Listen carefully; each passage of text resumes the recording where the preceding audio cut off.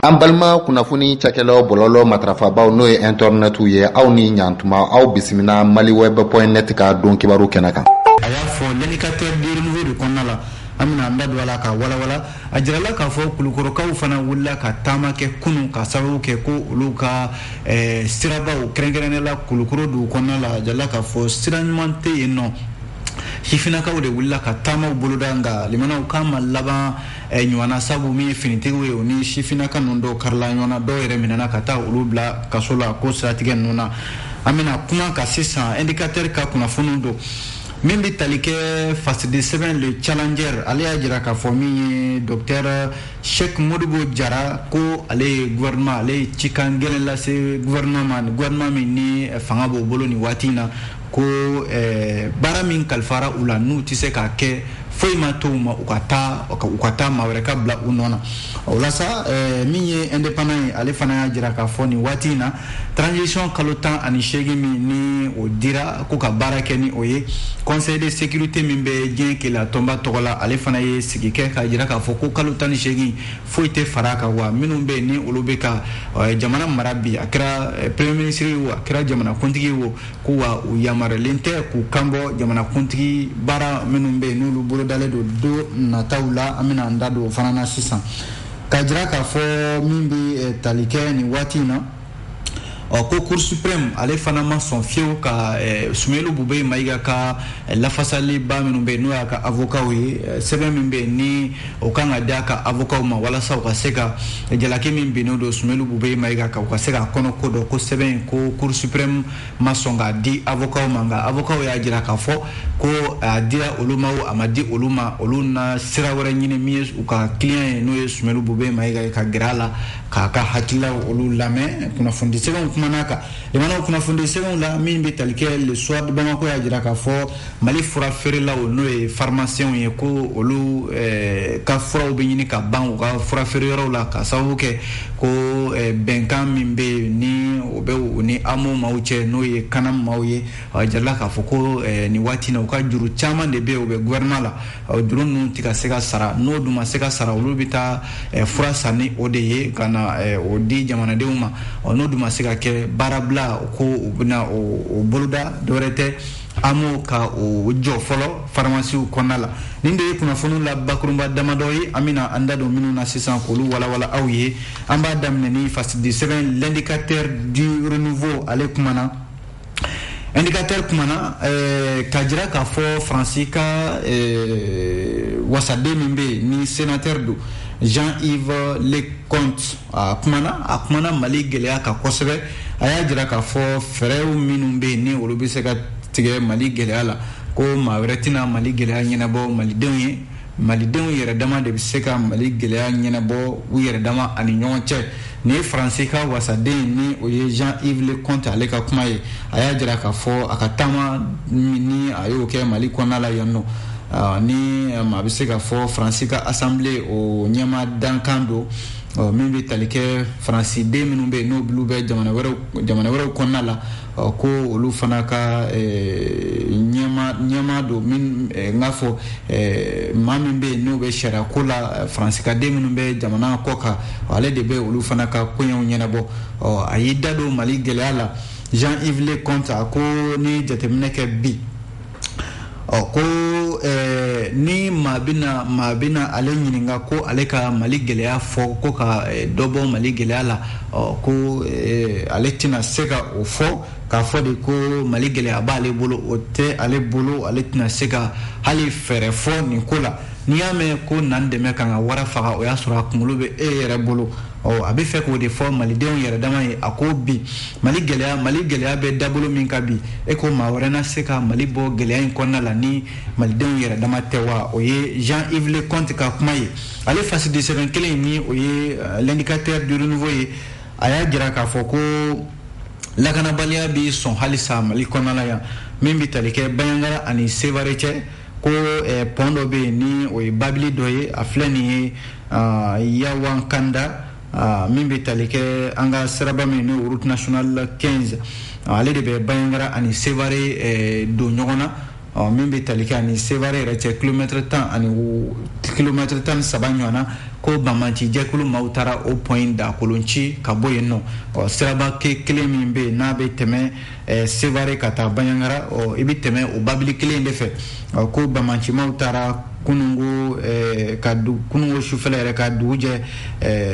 kunungo la n'o ye kunungo araba ye a jirala k'a fɔ ko min bɛ tali kɛ ni pont min filɛ nin ko terrorisiw taara min bɛ tali kɛ bɔmu don a la k'a ci ka bɔ yen nɔ fo ka taama yɛrɛ gɛlɛya a yɔrɔ kofɔlen ninnu na nka donso minnu bɛ yen i n'a fɔ Dana Ambasagu a n'a ɲɔgɔnnaw olu y'a jira k'a fɔ olu kɔni bɛ layidu di maa minnu ye nin kɛ sabu u ma dɔn halisa ko ka wulikajɔ kɛ u nɔfɛ walasa u bɛ se ka ɲini ka ye cogo min na. Kulukorokaw fɛ yen nɔ indicateur de renouveau ka kuma la a jirala k'a fɔ sifinaka dɔw wulila k'u ka nisɔngoya jira kosɛbɛ kunun ko Kulukoro dugu kɔnɔna la ko nka wulikajɔ in a ma laban ɲuman na dɛ sabu ko min bɛ tali kɛ kunungo araba n'a bɛnna septembre kalo tile fɔlɔ ma wulikajɔkɛla ninnu caman bɛ yen ko u ka wulikajɔ taara laban kasoladon la sabu ko caman wulila ka nisɔngoya jira min na o tɛ dɔwɛrɛ ye ko siraba minnu bɛ yen ni olu dilanlen don Kulukoro mara kɔnɔna la ko siraba ninnu caman de bɛ yen min ni a tɛ a cogoya la sira yɛrɛ ka boli a kan ko kɛn bɛ gɛlɛya ye Kulukoro ale dugu kɔnɔna la min ye taamakɛla ninnu ye a na kɛ u taara u ka nisɔngoya jira kɛrɛnkɛrɛnnenya la lakanabaw n'o ye polisiw ka yɔrɔ min bɛ yen Kulukoro dugu kɔnɔna la k'u taara u ka nisɔngoya jira o de da la nka min ye finitigiw ye k'u u kɔni ye gazi ci wa u sera ka maa minnu minɛ u bɛ tali kɛ u ka conseil communal o sifinakaw u sera ka olu dɔw fana minɛ ka taa ni olu ye kaso la an bɛ waati min na i ko sisan n'i ye jateminɛ kɛ Mali kɔnɔna la siraba ko kɔni kɛn bɛ gɛlɛyaba de ye Mali kɔnɔna la nin waati in na sabu i tɛ sira si de ye Mali kɔnɔna la nin waati in na sira min ni maa bɛ se k'i boloma d'a ma k'a fɔ ko sira ɲuman don an ka jamana kɔnɔna la yan nin ye fasira an ye nin bɔ indicateur de renouveau kɔnɔ yan'an ka segin ale indicateur kelen ma min bɛ tali kɛ fasidi sɛbɛn min n'an k'a ma ko le challenger ale kumana challenger y'a jira k'a fɔ ko min bɛ tali kɛ Dr Sheikh Modibo Jara ko ale y'a ka laseli dɔ kɛ ka ɲɛsin gouvernement ma nin waati min na maa minnu bɛ yen ni olu bɛ fanga la nin waati in na camancɛ fanga maaw de ko don o la sa maa min fasiri sɛbɛn challenger kɔnɔ o ye Musa Jara ye a y'a jira k'a fɔ ko Dr Sheikh Modibo Jara a na kɛ ko ani a ye kumakan in fɔ a mɛnna kabi mɛ kalo tɛmɛnen ani an baarakɛɲɔgɔn n'o ye Robert Disa ye Africa Blue sanfɛ u ye baro lasigi kɛ yen nɔ de o de senfɛ a ye kuma in fɔ bamanankan an ka tolukan la walasa maaw bɛ se k'a faamuya cogo min na a ka fɔ la a ko a tɛ se ka faamuya jɛn tɛ se ka kɛ n'a ye cogoya si la k'a fɔ camancɛ fanga kalo 18 min dira u ma baara hukumu kɔnɔna la k'a tɛ se ka faamuya cogo si la o kalo 18 ko kalata ma se ka kɛ o kɔnɔ gɛlɛya minnu bɛ yen n'o bɛ lakanabaliya ko siratigɛ ninnu na baara ma se ka kɛ o siratigɛ la fo ka taa se nin waati in na jamanadenw yɛrɛ bɛ lahala min na bi ko o si ma se ka kɛ fɛn bi min ni wasa sɔrɔla la ni kalo 18 dir'i ma k'i ka baara o baara k'a kɔnɔna la n'i ma se k'o kɛ ko hali ni kalo 10 wɛrɛ farala kan i mana ko baara k'i tɛna se ka o kɛ ka se a dan na o la sa Dr Sheikh Modibo Jara ale yɛrɛ ministre kɛ an ka jamana kɔnɔna la yan nɔ a y'a jira k'a fɔ ko ɲininkali kɛra la ko yalima ko o tuma na ni ninnu ma se baara la n'u taara ka bɔ yen maa wɛrɛ na transition wɛrɛ na sigi sen kan wa a ko awɔ k'o ye tiɲɛ ko transition wɛrɛ na sigi sen kan ni baara kalifara jɛkulu la k'u ka baara kɛ n'u ma se ka kɛ u bɛ taa ka bɔ yen maa wɛrɛ bɛna u nɔ na baara na kalifa olu la olu fana na a baara kɛ a ko nka kɔsa in na ko n'i y'a ye ko Bandaw ni Muktar Wan olu taara ka bɔ yen ko yalima olu ma se baara de la o de y'a to olu taara ka bɔ yen ko munna minnu bɛ yen ni fanga b'olu bolo bi n'olu fana dɛsɛra u fana ka taa ka bɔ yen baara min bɛ yen ni u dɛsɛra k'a kɛ maa wɛrɛw kana ka se ka o baara o boloda kunnafoni filɛ limanaw an ye nin bɔ le challenger de kɔnɔna la n'an bɔra yen an bɛ don min ye fasidi sɛbɛn l'indépendant ale kɔnɔna la indépendant kuma damadɔ b'a kɔnɔna la limanaw a jirala k'a fɔ min bɛ tali kɛ k'a jira k'a fɔ ko sɛgɛsɛgɛli dɔ kɛra vérificateur général fɛ n'o ye VBG bureau du vérificateur général ko a ye sɛgɛsɛgɛli dɔw kɛ limanaw cakɛda dɔ b'an fɛ yan nɔ ni u k'a ma ko agence nationale de l'aviation civile san 2017 ani san 2018 fo ka taa se san 2019 vérificateur ka sɛgɛsɛgɛli in kɔfɛ ko a nana ye k'a fɔ nafolo dɔw bɛ yen olu kun kan ka don da dɔ fɛ olu ma don o da fɛ a nafolo ninnu bɛ t'i jɔ a kasabi bɛ t'i jɔ miliyɔn 343 ɲɔgɔnna de la CFA wari la walasa vérificateur général ana kɛ u ka sɛgɛsɛgɛli min ni u bɛ tali kɛ jamana cakɛda dɔw bɛ yen n'o ye vérification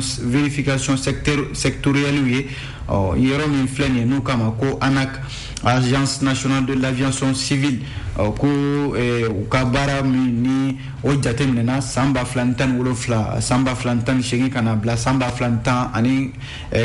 na limanaw ko nafolo dɔw bɛ yen olu ma don o donda fɛ dɛ o la agence nationale ni ye cakɛda in yɛrɛ lajɛ ko jamana ka foroba cakɛyɔrɔ de don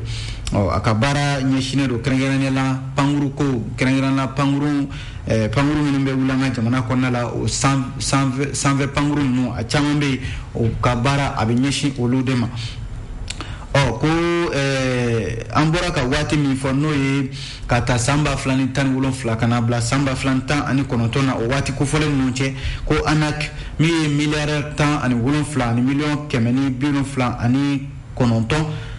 ani CFA wari 20 ani kɔ limanaw o de taara ka di u ma o furancɛ in kɔnɔna la u ka se ka baara kɛ n'a ye o nafolo in a nana ye k'a fɔ baara minnu kalifara o la limanaw baara ninnu caman de bɛ yen nafolo ninnu tilacogo a kan ka don da minnu fɛ ko nafolo ninnu ma se ka don o daw fɛ o la sa vérificateur général ko u ye kɛrɛnkɛrɛnnenya la cikan dɔw di a baarakɛyɔrɔ maaw ma min bɛ tali kɛ u y'a daminɛ hali minisiri yɛrɛ la min bɛ an ka jamana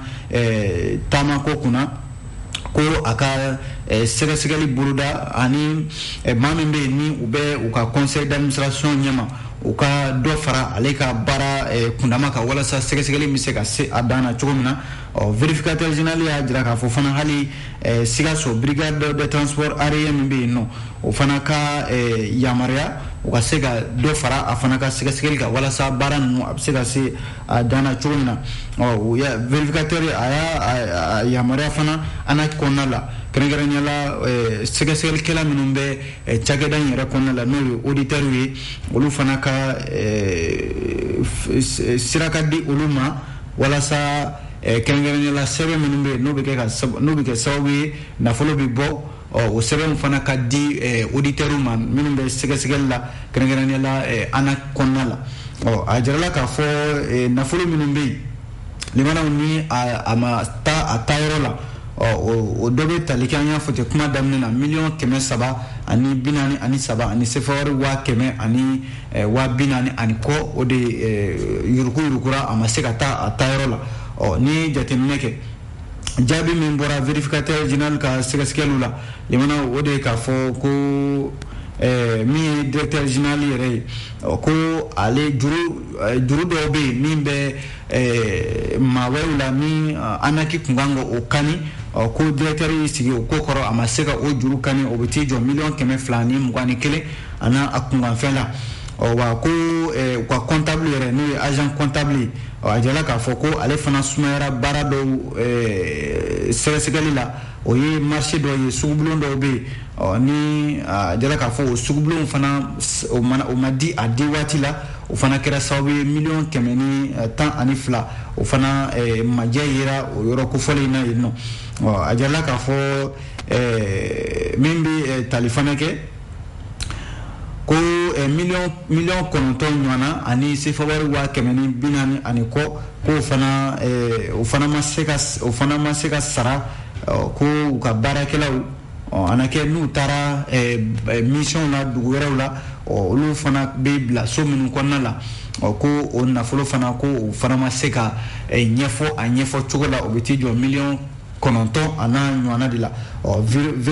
vérificateur général ale kɔni ye nin sɛgɛsɛgɛli kɛ ko k'a bila cour des comptes ani min bɛ tali kɛ cour suprême procureur min bɛ yen nɔ k'a bila olu ka bolo kan walasa sɛgɛsɛgɛli a bɛ se ka kɛ ka se a dan na cogo min na limanaw indépendant kelen ka kuma la ko min ye Sumelu Bube Mayiga premier ministre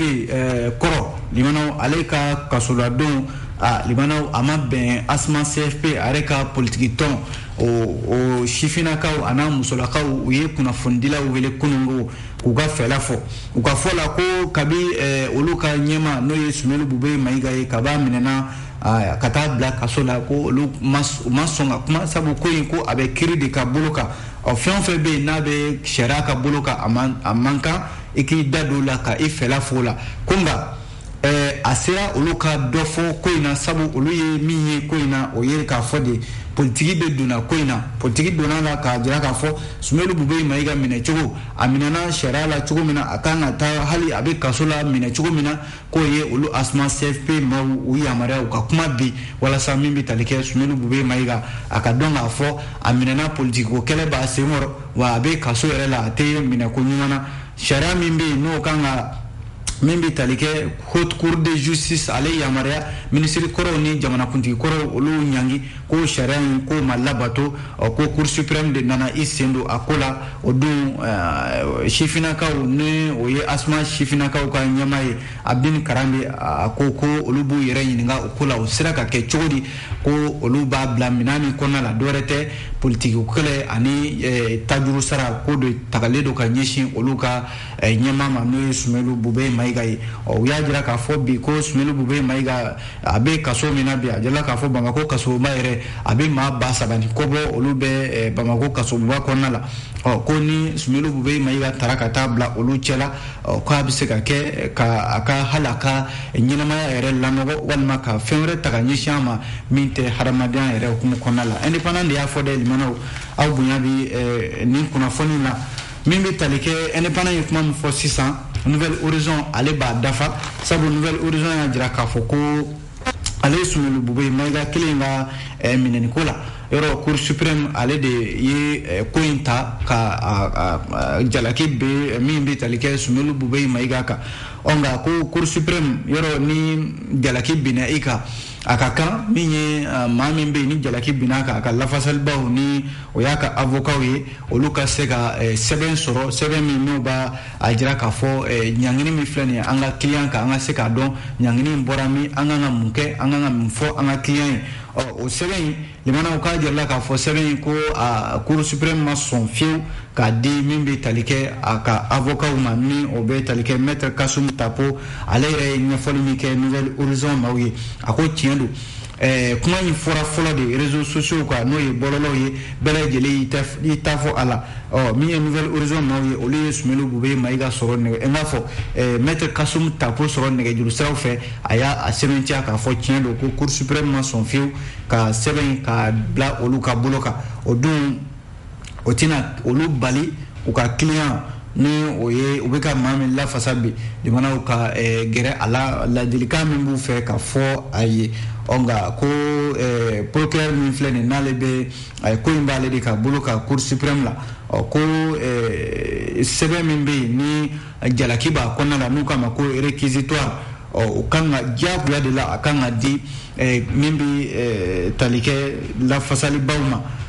a ka kɛ a ka di sisan o nka kuma minnu b'a kɔnɔna la jalaki minnu b'a kɔnɔna la a bɛ se ka kɛ kiiri do yɛrɛ de min ye maa min bɛ yen ni jalaki binna kan o kumaw bɛ se ka taa fɔ o kɛnɛ kan nka sɛbɛn ka di olu ma o kɔni o ye diyagoya ye yɔrɔ jalaki min bin bɛ Sumelu Bube Mayiga ani madame Bɔre Fili Sisoko a n'a ɲɔgɔnna caman o de ye jamanakuntigi ka avion sanko ani finitigiw ka minɛnko ye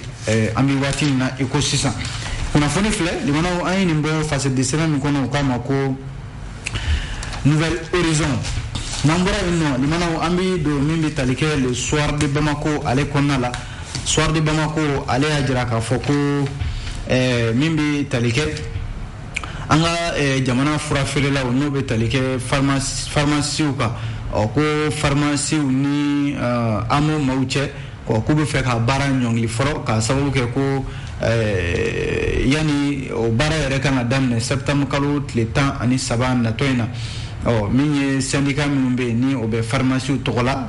syndicat national des pharmacies du Mali Sinafarm ko ukani bagabali wali kanyeshi amuma dorete ko uka communiquer do konnala ko nafolo mimbe no kanga diuma ni olu yerabita furasa ni uye kananayi ko anake olu kon tise ka usi ko boloda usenga ka olaje sabu niyame ko ibe furasa na fere jamana de mo kasro jiyabi bolo walma wari yarabi bolo kata furasa na nayi akwabi kalu sawa bosisa olu keleno ka nyini kanam ani OGD olu ni nyonche uka sigi uka kuma uka juru mimbe kanam ani amula uka o juru ka se ka di uma konga kabi kalu sababu sisa obetani ka sigila nyonche o sigi senda ka ke ako strategia nuna o akobe dabulo mina olu dinde kenyere yi ubeta furade sankanana yi o namanya ko juru be no o juru kan se ka sara yani wati do che o fana ya nyini bara ka se ka bara sunsuru setam kalot le temps ani saban na to ina wala sa furukoni kana to adugi sarala sabu fura min bu bolo no oluna na ke ko bela jele fere war dun tiga soro kata fura wera sanga nanayi o fura atona ke ana dese akan adese bi son ke pelene ten yere kuna fone flani limana ayini mbo facile seven kono kama ko le soir de Bamako ka kuna fone kunche mimbi talike ambi segi kana indicateur du renouveau alema limana indicateur ya jira ka fo ni watina dabal bankudo mina akera kregera nyala yirmajo commune sisla o limana ko yirmajo commune sisla jira ka fo ko ni misiri wele la doy o misiri wele anake ko ale nyangina Bamako cour d'assises fe kiri blomina ale sigledo ni watina ko aye misiri wele la aya nyangi a shikaso limana ko no anana chogodi jarla ka fo ko sharia do sorla kengera nyala anake misiri wele la ani madoche nuka mako sheriff SS ani madoche nuka mako ash o ajala ka fo ma flying libana uterima flade kundo misiri wele la ani ni che no ko mako ash o limana ko terima ude kundo uka gundo chama kundo fo nyoni wa teria yere na ja fo mimbi talike ash to ale misiri wele la bla limana ukaka furusira tama doke o sigidala yinno o furusira tama limana ko na ke odema siga sira soro sabu mi ashito wani kwaye terike ni ngafo misiri wele la ko ma ko sheriff kabla aka mini muso mugotini do furusira tama la limana ko na ke ko mugotini soma de mason fiu ka mugotini ndi kerengere nyala ashito wani limana yoro ni ma chika kata chinyina bo ni chima sega nyina bo furugu bina anake o furugu ndi na wuli mi ashto ko infe fo ayi a terike no ye misiri willahi ka jalaki kosebe ka fayna ko niya ko alega furusira tama ma sega nye ko misiri willahi ami kono jeyade ama kuma info a fo chugola ale kuma do ada ama sega o fo a fo chugola fo de nanake ko mi den somo ye o mason ka mogotigini ndi kremla ajitoyma limana ko nanake ka ajitoy a dimina kosebe fuka o ke dimi damateme ka nyeshin ayra tereke ma no misiri willahi limana ko nana labamuna ka a tereke ko bugo fuko jogi fuka to saya yere wulo ula wala sa ajalla ka fo mi misiri willahi anake ale koni ka kiri o de kera kunu yere Bamako cour d'assises la ko ya shik ya bla shik kasola ambi wati mina eko 600 ade ale de ni fasirike limana ayini mbo mimi talike indicateur du renouveau ale de konnala abi dansi ke kuna fundi gafe wala bi an sera ka min lakale awye ka aw bela jele foka aw barkada amba fo dante folimina amba fo akambe shini ni ala sona